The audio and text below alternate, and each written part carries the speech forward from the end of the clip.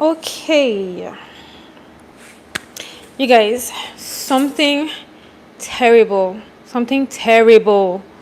just happened. I have two channels on YouTube, right? And I wanted to discuss a topic on this particular channel.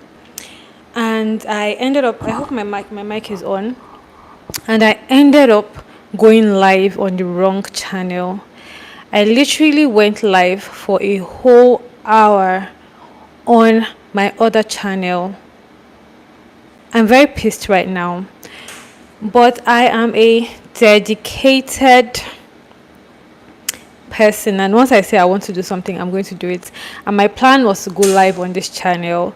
So even though I wasted an hour going live on the other channel discussing a topic that I should have been discussing on this channel, it's fine, it's okay, it's fine.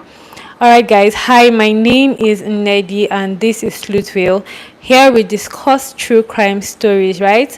We discuss true crime stories, we discuss mysteries, and we discuss certain things that have to do with entertainment, things that are happening in the world. So I'm going to bring you guys things that are happening in the media, just so we're aware of the happenings in the world. Right, if you are just joining this live, I have a few rules. So let's have like a live rule. First of all, as you're joining, please make sure that you click on the thumbs up.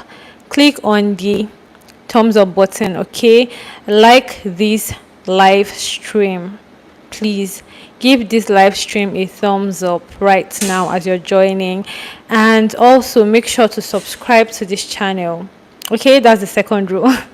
Make sure to subscribe to this channel. And then the third rule is that you should drop your comments and your thoughts in the comment section. I want this to be as interactive as possible. All right, okay, so let us get right into today's video. Before we do that though, I am currently at work. Today is Saturday and I am presently in Nigeria. For those of us that do not know, I am in Nigerian, living in Nigeria, right? And today is Saturday. I also have a 9 to 5 aside from YouTube. So I just came to the office today to do some work. Okay, so let me just be sure that this mic is working. I came in to do some work today, and yeah, I thought to go live with you guys while I'm also working. So I'm saying this because I am going to be staring at my screen at certain points in time. So just in case you see me staring at the screen, I'm actually working while talking to you guys. So with that being said, let's get right into today's story. So today's story is about this guy, this Nigerian man that lives in France with his partner, his common law partner, and they have 3 children together. And this man literally chopped his wife into pieces. He unalived her, first of all, chopped her into pieces, and stored her in his refrigerator. Interesting. So, yeah, that's basically what we're going to be discussing today. And I would also want you guys to make this as interactive as possible. Okay? All right, so let's get right into this live stream. I'm talking as if I'm doing a video, as if I'm recording a video. Meanwhile, it's a live stream. Okay, so there has been this pandemic of Nigerian men traveling abroad with their families and unaliving their wives. Like several cases, not one, not two, several cases of this same thing happening. And it just begs the question of what causes it, like what brings about it. Is it that at some point in time the love fades away? Is it that they were never in love? And by being in love, I mean these couples. Is it that they were never in love? Is it that the love fades away? Is it a case of not being able to control your anger? So we're going to be discussing that and many more in this live stream. So this couple, the couple that we're focusing on today, the husband or the man is known as Emmanuel Igwe, and his wife is known as Jennifer. So they are not legally married per se, but they are common law partners. At least that's the information that I got. They are common law partners and they live in France. They are Nigerians, but they live in France. So we're just going to go to the beginning of the story when these two people met. Emmanuel and Jennifer met, and Jennifer decided to, take Emmanuel to go see her parents. And when her parents met this young man, they did not approve of this relationship at all. In fact, they disapproved of it. They did not accept him. And there's this saying in Nigeria that what an elder sees sitting down, a young person cannot see it even if they climb the highest Iroko tree. So that just goes to tell us that there are certain things that our parents see, there are certain things that our elders see that we may not be seeing now, but that we may realize later. And by that time, it would have become too late for us. Jennifer's parents did not approve of her relationship with this man. However, Jennifer decided that she was still going to go ahead and be with Emmanuel because he was the love of her life. They were madly in love. They were so into each other. They were so in love with each other. In the process of their love affair, Jennifer got pregnant with their first child and she gave birth to this child. Take note that they were not legally married, but she went ahead, she disregarded what her parents had told her, and she went ahead to get married to Emmanuel. Now, they had their first child, and you would think that after having this first child, their parents would, or Jennifer's parents would approve of him because, the deed has been done. Please give this video a thumbs up. The deed has been done. You would think that Jennifer's parents would have approved of this young man, but even after having their first child, they did not approve. Her parents did not approve of this man. They had their second child. The parents still did not approve of this man, and they had their third child. And still, the parents were suspicious of this young man. They did not want him anywhere near their daughter. But Jennifer and Emmanuel continued their lives. In fact, they had a TikTok channel. Excuse me.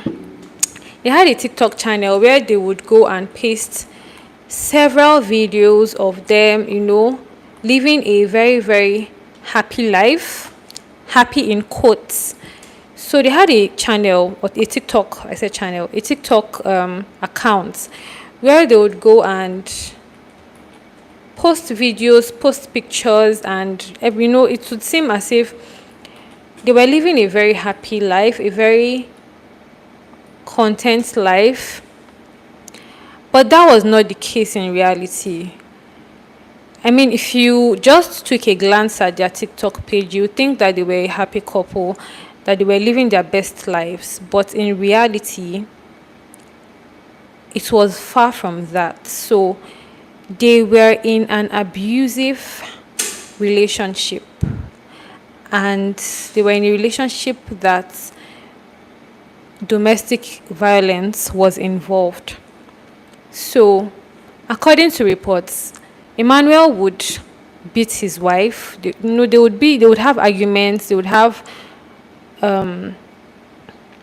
arguments that would in turn lead to domestic violence, in turn lead to them fighting, or Emmanuel beating his wife, or his wife, beating him, those type of brawls. So, and people around them were well aware of these situations.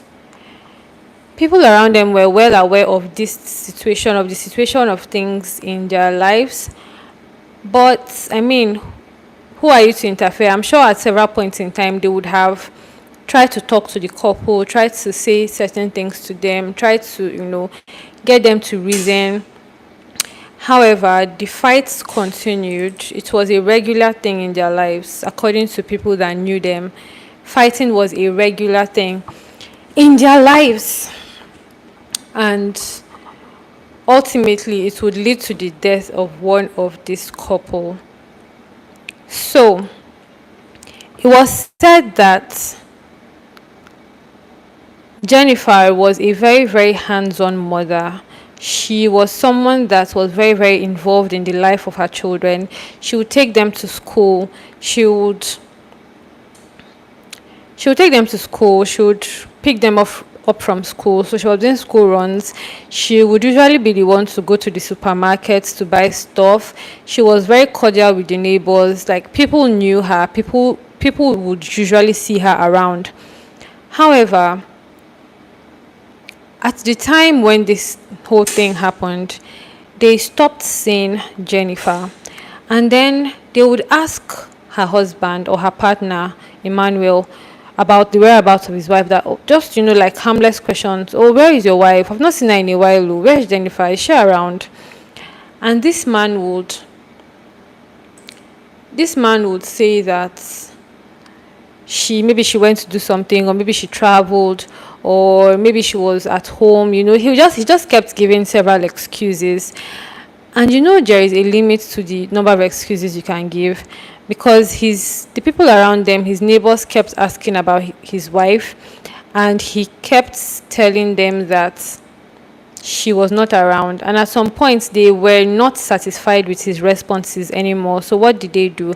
As concerned people that they tendered a report at the police station.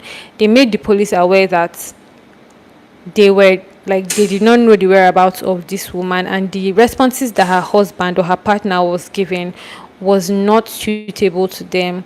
Now, I omitted a point that there was a point in time, like I said, when they were having so many fights, and so at some point the police even got involved in their case. It took the intervention of the police to tell them to stop fighting. Okay, so the police came to the house at some point to tell them that they needed to stop fighting. But did that stop them from fighting? No. So when the neighbors did not see Jennifer anymore, that suspicion just grew. But although it was there, but it was not a strong suspicion. But they just felt like, since they knew that this was a couple that had domestic violence issues, and they stopped seeing one person, it was only fair that they informed the police. So before the police could get to Emmanuel's house, just to ask about what happened, it was as if maybe he knew that something was going to happen, and he fled. He ran away from his house. He ran away with his children and was on the run. And when the police got to their house, they checked, and he was not around. So they got a warrant to search his house. Now, when they got into this man's house, apparently, he was not around. So they just needed to check around, check everywhere, and everything seemed normal in their house. Everything was in place. There was no sign of struggle. There was no sign of, the house being scattered. Everything was just right in place. And there was not really anything of suspicion. But the police were like, okay, everything seems normal here. Let's just check the fridge. Let us just check the refrigerator. And when they opened the refrigerator, they saw a couple of things. And they saw a nylon. A nylon caught their eyes, like a nylon bag caught their eyes. And the content of this nylon bag looked like what's it called? It looked like meat, right? It looked like it was a bag of meat. And normally this should not have raised any suspicion, because people have meat in their refrigerator. So if you enter a home, like a family home, you would see meat, maybe chicken or fish or beef, goat meat. So they were not vegetarians, so it's normal to have meat in your fridge. However, it was not just one bag of meat. It was several bags of meat inside this refrigerator. So that caught their eye. Like, it was really suspicious. How many people would have several bags of meat inside their refrigerator? The police then decided to, just do further checks and check the content of these bags. And when they opened the bags, they discovered that it was actually human flesh. Hold on. They discovered that it was actually human flesh. And on further investigation, they discovered that this was actually the body of his late partner, Jennifer. So, when the news broke out that this man had unalived his wife, he sent out a voice note. It was alleged that this voice note was to his sister. And in the voice note, he was saying things like,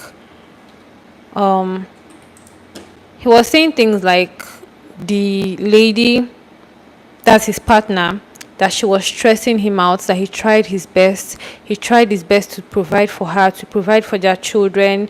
He tried his very, very best to make sure that everything was going on well with her and the children and their family. However, she kept on stressing him. And he then went ahead to narrate what happened, to narrate the story of, what happened on the day that Jennifer died. And he said that his child was having a banana. One of his children was having a banana. I mean, there are two stories, so we are just going to dissect the two stories. So there were actually two stories. And the first one was that his child was having a banana, and after having the banana, the child dropped the banana peel on the floor, and then his wife was just coming to do something, and she stepped on that peel, and she slid and fell and hit her head. That's the first story. The second story was that he and his wife was having an argument, and they were trying to exchange phones, or he was trying to get her phone from her hand, and in the struggle process that she fell and she hit her head excuse me, and she hit her head on the heater. Now, hold on. If any of these stories is actually the true story, I need us to dissect this thing. If someone that is related to you, or someone that you don't even know from anywhere, falls down and hits their head somewhere, what's the first reaction as a human being? Would it be to immediately get a knife or get a saw and start chopping up their body into pieces to store in the refrigerator? Would that be the normal line of thought for you to immediately decide to chop your partner up and store in the fridge? So, I mean, it did not make any sense, the story that this man was coming out to tell, that his wife, please give this like a thumbs up, give this like a thumbs up. So it did not make any sense that this story that the man was coming out to tell, that his wife fell and hit her head, and the next thing that he decided to do was to get a knife and start chopping her up to store in the refrigerator. Anyways, he went ahead to say that he was scared that the police was going to arrest him, and that he was going, thank you so much for giving the like a thumbs up, that he was scared that the police were going to arrest him, and that was why he decided to chop her up and put her in the refrigerator. If something bad happens to somebody that is close to you, the proper thing to do is to either call the paramedics, or to call the police, or to call a family member, call your neighbors for help. Just try to resuscitate that person.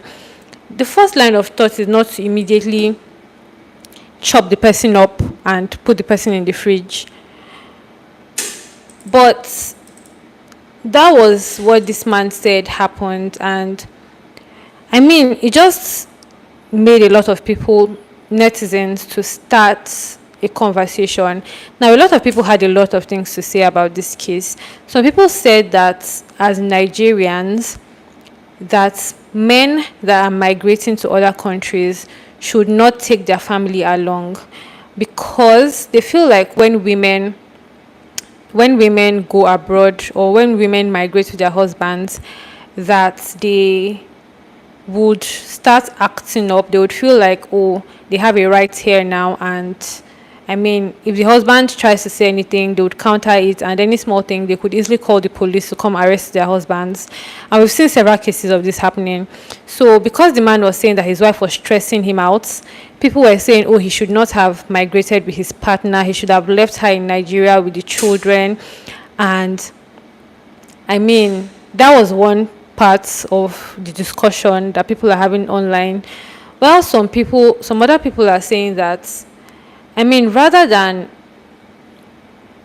telling the man not to migrate with his family, why not caution the men to start acting right when they migrate to these countries? So, because a lot of people, when they're in Nigeria, if you don't know, I'm actually a Nigerian and I live in Nigeria. So a lot of men in Nigeria feel like they could do certain things and get away with it. For example, you could beat your wife up and get away with it. So there are no laws per se. I mean, there are laws against domestic violence, but it's sort of a, would I say, a norm in the society for a husband to caution his wife and beat her, and people would see it as normal, or they'll probably say, oh, what did the wife do that warranted the husband beating her up? So those are the kind of discussions that they have around domestic violence. They don't see it as, oh, he should not have beat her up. And then in the case of the wife, they would ask her to maybe pray. If it's something that now happens constantly, they'll ask the wife to pray for your husband, pray that he gets better, pray that he stops beating you. So there is not really a, how do I put it? There is no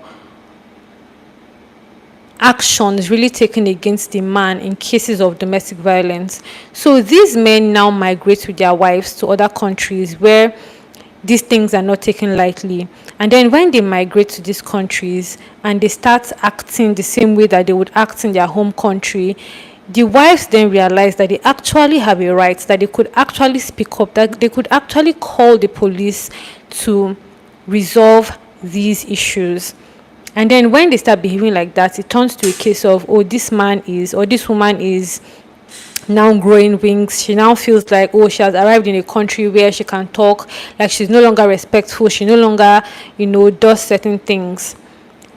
So presently, this man in question, the man that we're talking about his story today, he's actually on the run.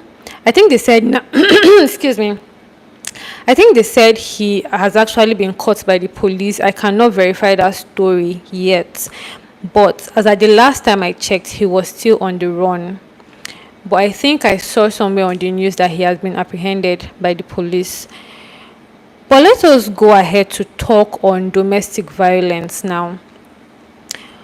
There is this whole thing about divorce, about people saying that, or about the community shaming women that decide that they want to divorce their husbands on the grounds of domestic violence, or on the grounds of maybe the husband infidelity.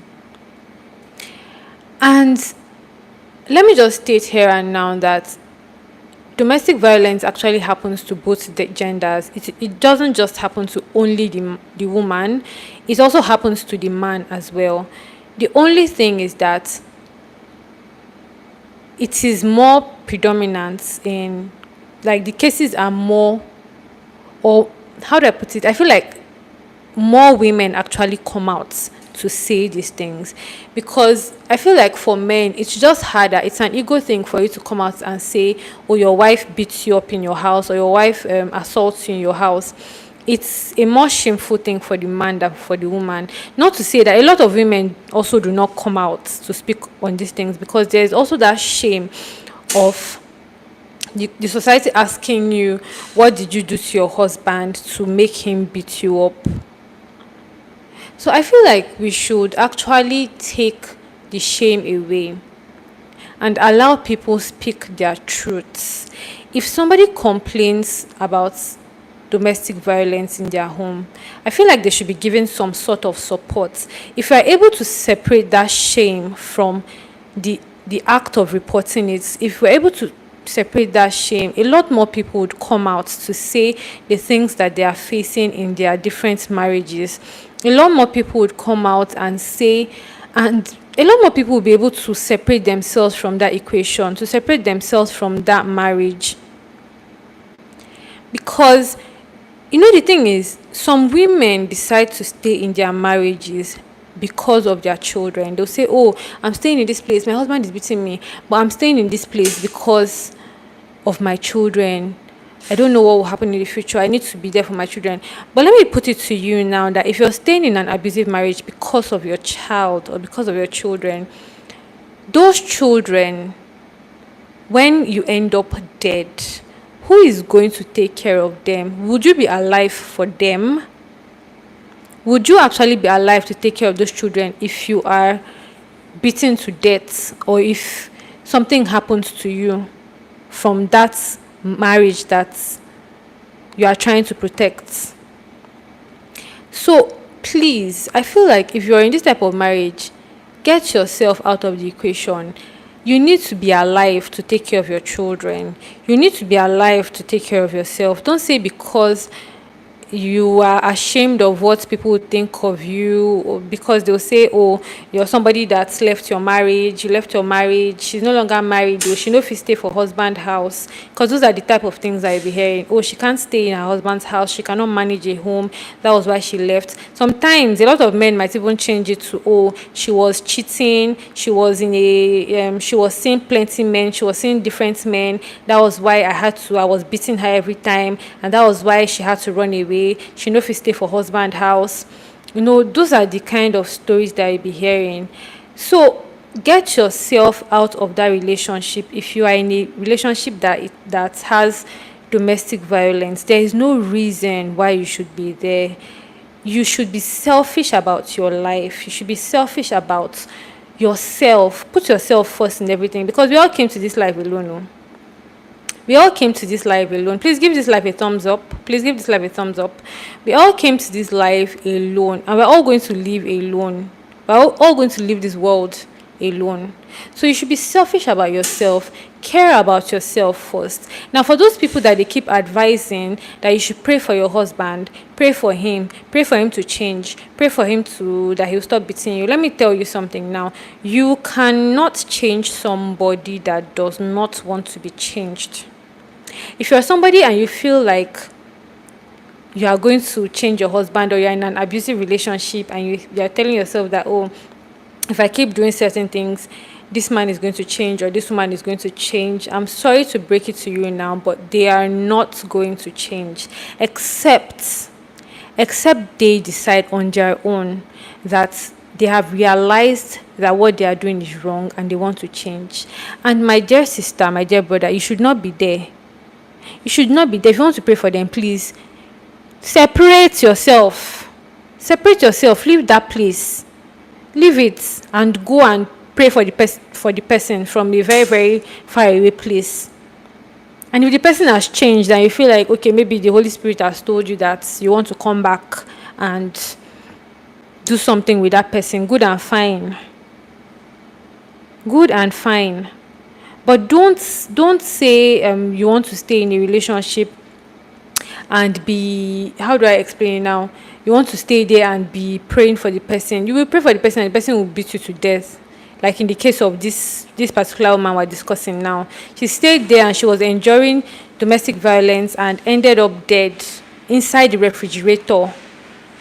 I don't know how a husband can have the strength to beat somebody up, to kill, to unalive your wife. And sorry, hold on. Let's go now. Sorry, please hold on. I will see you guys soon. Give me a few minutes.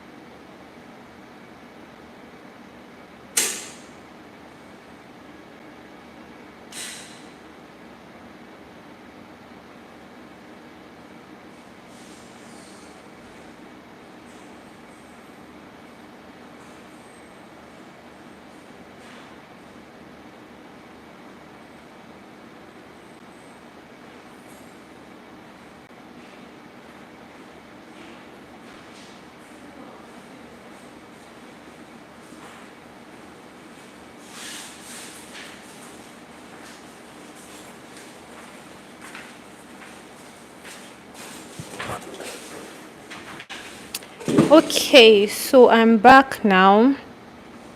Where was I can't remember. Anyways, I think I was talking about getting yourself out of abusive relationships. So there are, hold on.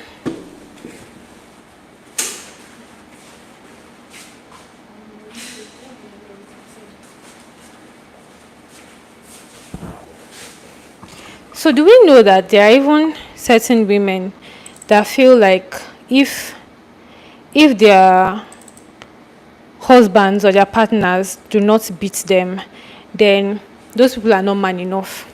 They'll say things like they'll say things like, "Oh, I want my husband to beat me. Oh, if he's not, if he doesn't beat me, then if he's not beating me, then he's not a man enough person." And that just goes to tell you the psychological space that these people are in. It just goes to tell you the mental space that these people are in. Because how do you even say those type of things? It's possible that these people were probably abused as children or abused when growing up, or they witnessed their parents or people around them experiencing domestic violence.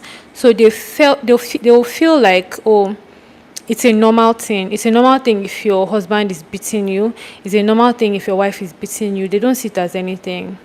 Now, if you're in that category, then maybe you should be seeing a therapist or something.